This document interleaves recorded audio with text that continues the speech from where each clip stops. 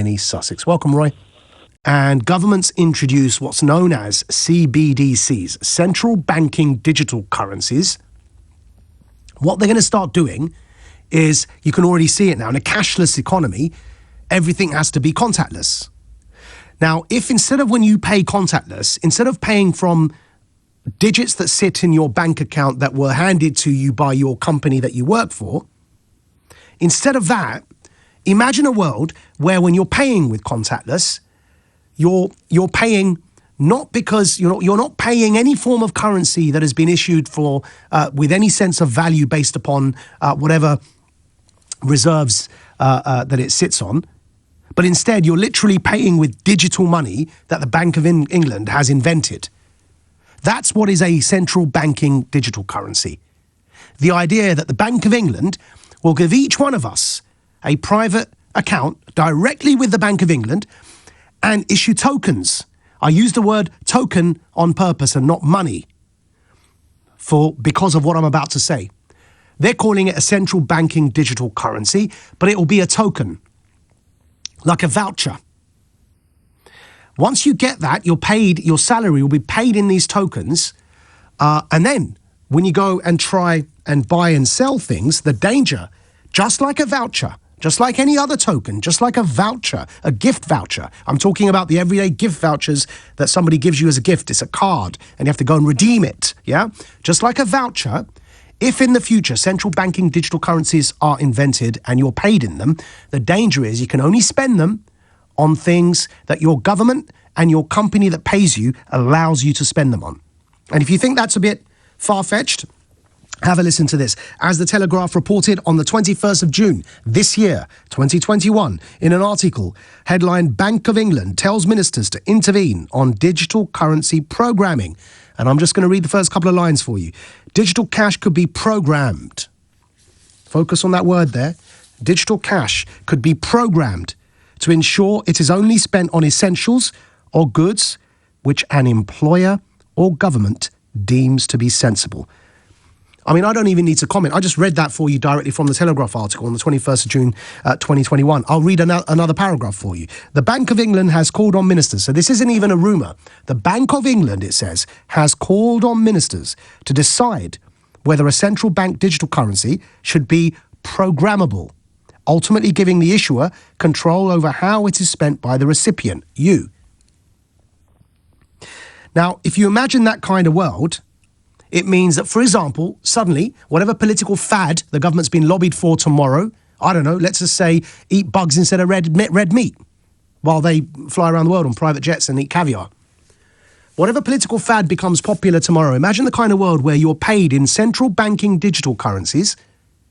In other words, where the Bank of England gives you vouchers, that they're calling that fancy name, central banking digital currencies, CBDCs. They are vouchers, folks, be under no illusion. So in the kind of world where your only currency is a voucher that you're paid by your company or by the government, and that voucher you can only spend on what they let you spend on. So the minute you went and try and buy a steak, nope, sorry, you have to buy locusts and crickets. That's the problem with it. In the name of a carbon tax, for example, in the name of climate change, in the name of COVID, you should all be aware by now that good causes can be appropriated by government for control. Whether that's the war on terror, calling now Trump voters terrorists in America, and Let's Go Brandon, the rap track hit #1 on the iTunes charts. Now they're saying that's an ISIS chant. Yeah? So you appropriate a good cause like countering extremism, something I know a bit about, yeah, and you turn it into a political weapon that now Trump voters are domestic terrorists. Likewise, COVID, stopping COVID, good cause, turn it into a political weapon. Lockdowns and vaccine passports, control, obey. Likewise, climate, yeah? Good cause to look after the planet, turn it into a weapon of political control. That's how manipulation works. It's what you've just lived through for the last 18 months and more. So be very wary of central banking digital currencies, because the idea that a good cause like looking after the planet can be manipulated one day when you're paid in vouchers, and the only thing you realise when you wake up is suddenly you can't buy red meat anymore. You can only buy locusts to eat. Have some protein, eat some bugs. And this idea that it's going to be rolled out isn't illusion. I mean, it's not just the article in the Telegraph that I read to you from the 21st of June. Listen to your Chancellor directly. This was Chancellor Rishi Sunak back on the 14th of October, just last month, giving an explainer video that he posted on the Treasury's official Twitter account on the 14th of October, outlining the launch of a G7 report that Britain currently heads the G7, by the way, which is why Rishi Sunak gave this little explainer video, outlining the launch of a G7 report into central banking digital currencies. Today, I'm proud to say that under the UK's presidency, the group of the world's 7 most advanced economies, the G7, is launching a set of public policy principles for retail central bank digital currencies, CBDCs. Central bank digital currencies could be a digital version of money, a bit like a digital banknote that could be used alongside physical notes and coins. Unlike most of the digital money people use daily today, it would be issued directly by a central bank, like the Bank of England in the UK. And governments and central banks across the world are working together, looking into what having a digital currency might mean in practice. This includes issues that people care about, such as ensuring users' money would be safe and secure, that it could work with other ways to pay, would be energy efficient and available to everyone. A potential CBDC could offer businesses and consumers new ways to pay in the future. It's all part of the wider story of digital innovation that has delivered benefits to millions around the world and in the UK. The decision on whether to launch a central bank digital currency is for each country to make, and no G7 jurisdiction has yet made that choice. These decisions raise important questions about the reshaping of our economy, financial systems, and the way in which people interact with money and payments. That's why working together and careful evaluation with our international partners is essential. I think he meant essential, but doesn't matter, not essential. That was Rishi Sunak, the Chancellor of the Exchequer, telling us pretty much what he wants to do with central banking digital currencies. Believe me yet? Now, the problem, of course, as I say, is not just this Telegraph article that says they could be programmed, which renders them as vouchers. The problem, of course, is there is a problem with fiat currency. The 2008 economic crash demonstrated to us pretty much that we are at the end of our tether when it comes to our ability to continue printing money with impunity and thinking that you won't end up with hyperinflation. We're in a period of inflation now. Of course, the Federal Reserve and the Bank of England here have told us it could have been temporary, but it turned out not to be so temporary. Inflation may well hit 5%. And so we have a problem, and that problem is caused by the fact that we continue to print money whenever we have, essentially, people are working in finance acting like gamblers with the economy, so we have to print more money to cover the damage that's been done. Just think, subprime mortgage scandal from 2008. Printing more money just to try and cover up the problem is what's caused this situation we're in now. Now, if you're worried about central banking digital currencies, there is a solution. Unfortunately, the solution is as radical as central banking digital currencies. Both involve getting rid of fiat money, which we may end up doing soon. But at least with the solution that I'm proposing, you don't end up with a voucher that you can only spend where your company or your government tells you to. Think about this as well, by the way. That Telegraph article I mentioned to you, the programmable element of central banking digital currencies isn't just that you can only spend them where they tell you to spend them. It also goes further and says that the currencies, in other words, vouchers, may expire, which really does make them like vouchers. If you don't spend them in time, they could even expire. I mean, what a dystopian world that would be.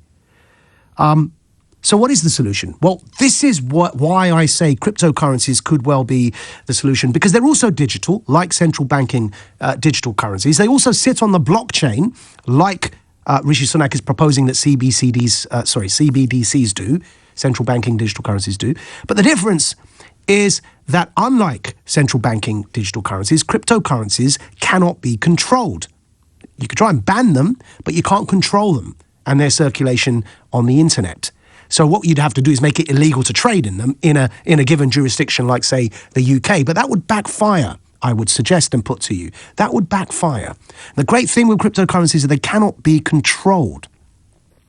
Now, see, what that would then allow you to do is buy and sell without having this annoying part where the government says you can only use that money to buy locusts and not red meat. Or, sorry, if you don't spend that money within a week, the voucher expires. You couldn't do that to a cryptocurrency. In particular, you can do that to the Ethereum sitting on the blockchain, which has other uses, not just the use of being a token. NFTs, some of you may have heard of, non-fungible tokens, they also sit on the Ethereum blockchain technology. An entire economy can emerge that is not controlled by government, but is instead simply traded by people, like it used to be, like gold. Tell us what you think. Would you like the option to be paid in cryptocurrency? You're listening to Maajid Nawaz here on LBC, and the time is... Now, joining us is somebody to speak to us about this particular difference between cryptocurrencies and central banking digital currencies and related matters, such as the Mayor of New York suggesting he take his first 3 paychecks in Bitcoin. Joining us is author of Undressing Bitcoin, her new book, and also a content creator, Leah Heilpern. Welcome, Ms. Heilpern, and thank you for joining us. Hi, Maajid. Thanks so much for having me on. Big fan of your show. So very kind of you. Did I pronounce your surname correctly? Heilpern. Perfectly. Good. Absolutely. Well, then I have Zainal here to thank our producer. Now, the Mayor of New York, Mayor-elect Eric Adams, has said that he's going to take his first 3 paychecks in Bitcoin. Do you see this, not least because it's coming from a Democrat this time? Of course, we had the Republican in Miami, Francis Suarez, already say that he wanted to do the same. So this now brings a level of bipartisanship to the American embrace, by politicians at least, of cryptocurrencies. A bit late. Of course, people have been embracing them for a while. How do you respond to this? Do you see this as good news, welcome news? Oh, absolutely. I'm very excited about this news. I think it's very important for a Democrat to actually take on this pro-Bitcoin position, given it was the Democrats that introduced the infrastructure bill. So the infrastructure bill is a huge bill, which is actually slightly anti-crypto because it has a little clause in it, which doesn't really define what a broker is, which would severely hinder the development of cryptocurrencies in America. So I think it's really important. I feel like the Democrats really needed to show that they are actually pro-Bitcoin, because you're constantly hearing so much regulation, and that's mainly coming from the Democrats. A lot of hostility from the likes of Elizabeth Warren, Nancy Pelosi, comparing Bitcoin to Doge. You can't quite do that for those that, really understand it. So, yeah, absolutely. People in the States where I'm based right now are totally welcoming this news. Now, before I get to CBDCs, why is it, do you think, that the Democratic Party elite, at least, have up until now been skeptical of cryptocurrencies? I was surprised when I heard Eric Adams, Mayor-elect of New York's announcement. I haven't been surprised hearing things coming from Miami, for example, from the Republicans. That's been there for a while. Why have the Democrats been a bit hesitant when it comes to this? Is there a connection with Wall Street? Well, I would take a little bit of a slightly different approach and just look at what it means to be a Democrat versus what it means to be a Republican from an economic and political standpoint. From a democratic standpoint, it's very much about government intervention, more regulation, and particularly with Wall Street. I don't know if your viewers know, but we had a crazy battle between social media and Wall Street, where the likes of social media groups on Reddit took on Wall Street to actually, Wall Street was supposed to make billions of dollars by shorting positions, and Reddit users decided to go long on the positions, and they totally just beat those on Wall Street, and Wall Street lost billions. So for me, it personally comes down to intervention, control, and kind of not letting the little guy win, because the cryptocurrency industry is providing so much opportunity, not just from Bitcoin, but Ethereum. I heard earlier you're quite bullish on Ethereum. Well, you should be, because so much is happening on Ethereum, so much innovation, and there's not a lot of regulation right now, and there's so much money to be made. So it's really just about that fight between the regular person and those in control. And that explains your view of why the Democrats have been up until now hesitant? Absolutely, because I think the Democratic Party are all about government intervention, government regulation. You don't really see that when it comes to Republicans. Republicans are more about, less regulation. It leans towards on the sides of, libertarianism, not fully, of course, but those are kind of like the very basic differences. So it doesn't surprise me when you see Republicans embracing cryptocurrency far more than the Democratic Party. And of course, that struggle you mentioned between the people and Wall Street, we covered that here on the show's subreddit, Wall Street Bets, in that entire episode as it unfolded. We were very happy to cover that on this show. Now, moving to the United Kingdom, Rishi Sunak has announced in a video which we played earlier, I hope you heard it, he's announced his desire as the UK as the leader of the G7 group to introduce central banking digital currencies. But I have a piece here from the Telegraph on the 21st of June 2021 that makes it clear that the Bank of England has asked ministers to consider the idea that central banking digital currencies be programmable, set to expire, for example, or only be allowed to purchase certain... I can see your reaction. What do you think of that? And how does that compare to cryptocurrencies? And what's the difference between the two?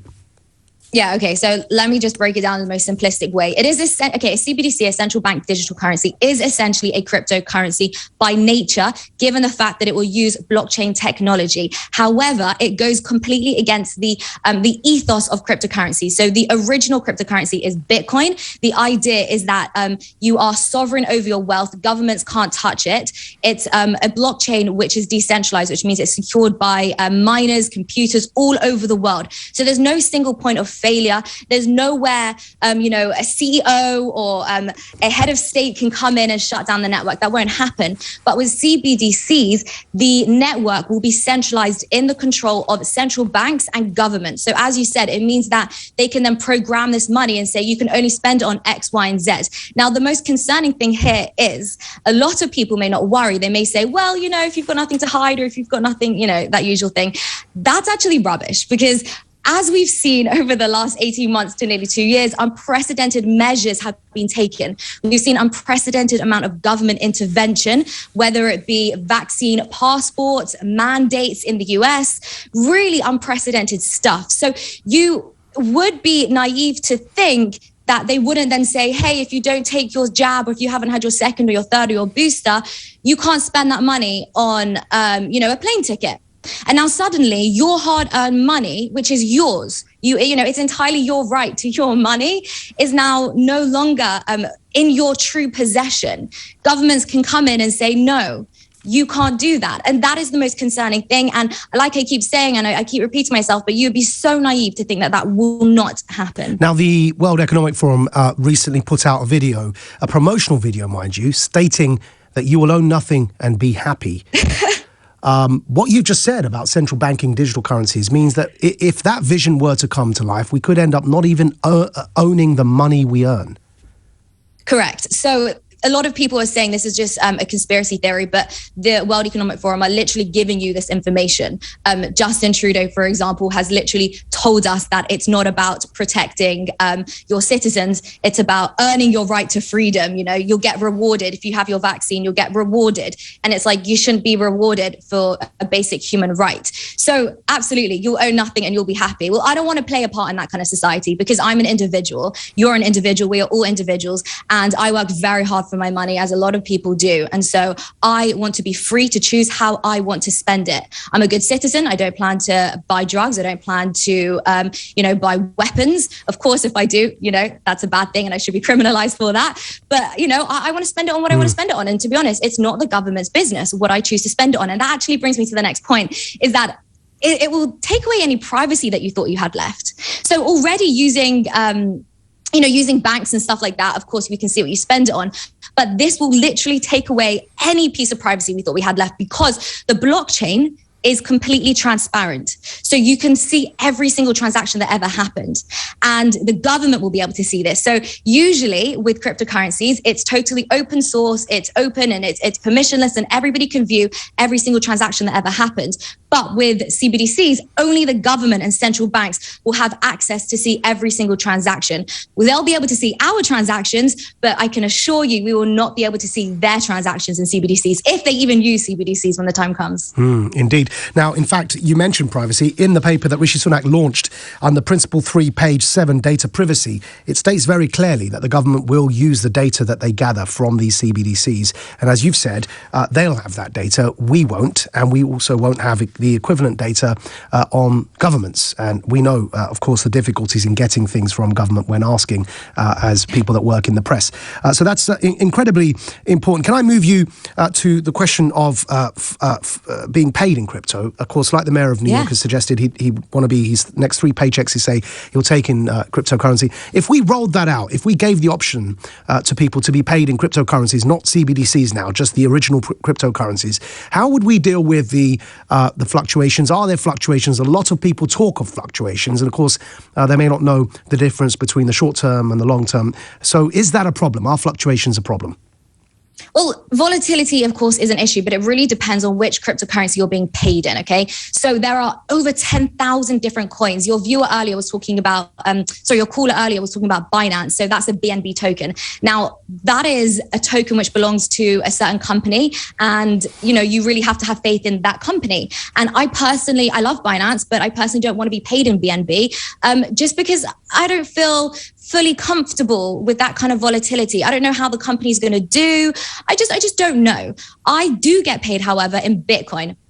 And I'm fully comfortable getting paid in Bitcoin. The volatility does not bother me because I have a macro perspective. And if you think about it, the US dollar and the pound, all fiat currencies, are highly volatile themselves. However, they're just going down with inflation. So the purchasing power of it is going down, whereas the purchasing power of Bitcoin is going up. So I got paid I was getting paid when Bitcoin was $10,000. Bitcoin is now $60,000. That's some great volatility I had there. I love it, So really, it's all about having a macro perspective. I wouldn't necessarily get paid in other different cryptocurrencies, but because for me, Bitcoin is the best hedge against inflation, the best store of value, the best math and code when it comes to the technology that it's based on, I'm so confident and so comfortable getting paid in it. And other critics would point to the tulip bubble and say that this Bitcoin is not based on anything, it has no inherent or intrinsic value. How do we know it's just not going to pop like that and tomorrow you end up with nothing?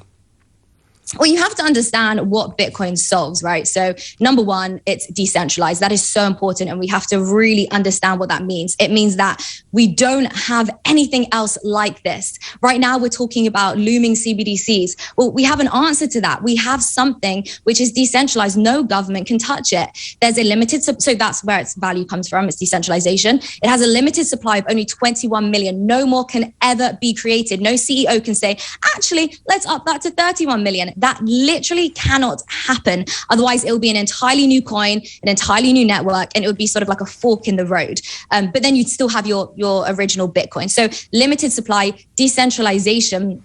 And then also, of course, the fact that it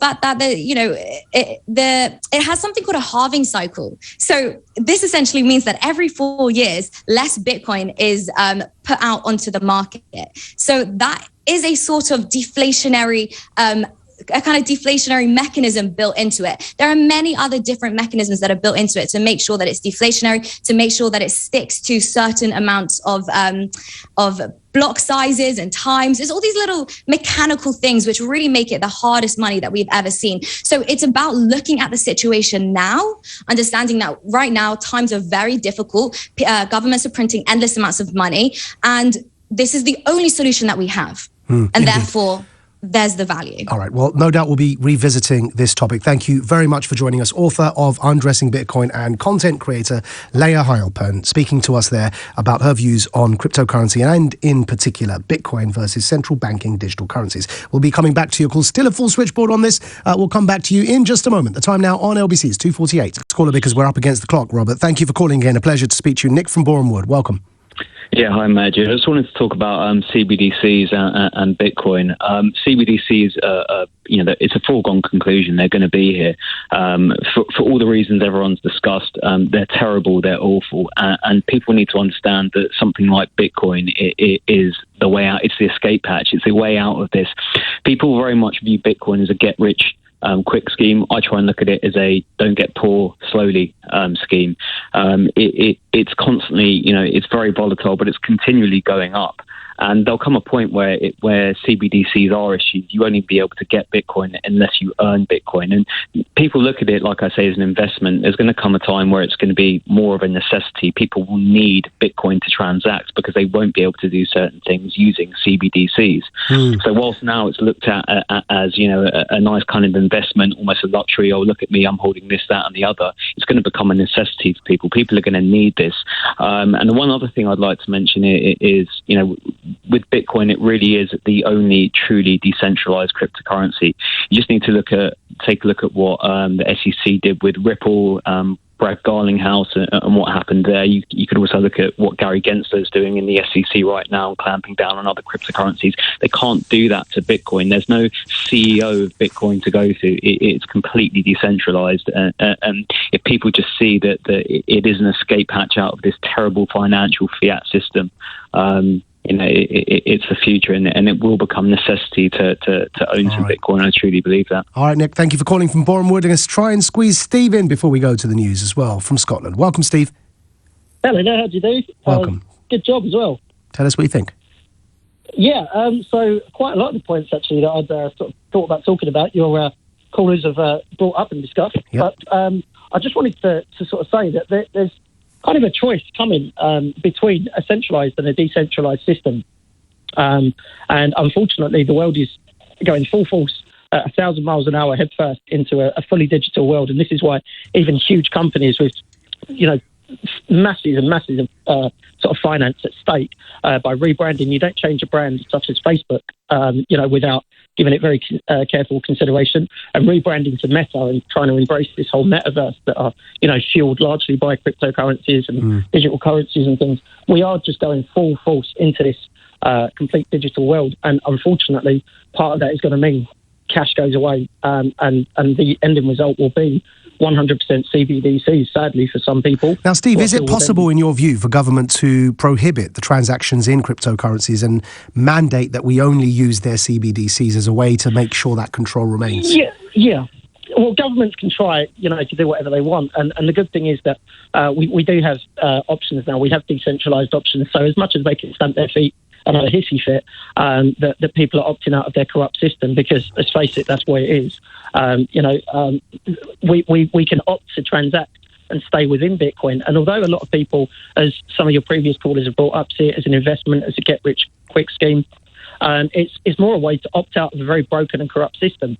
And people might want to go and read a book called The Creature from Jekyll Island, which will bring them up to speed very quickly on how they've been scammed through their lives. All right. And through the fiat system. Steve, well, I wish we had more time to talk about this, but unfortunately we're out of time on this topic. But thank you for calling. Thank you to all others trying to get through to us on the cryptocurrency topic. It was a full switchboard. We have to move on to a racism conversation, so we will no doubt come back to discuss cryptocurrencies as and when the need arises.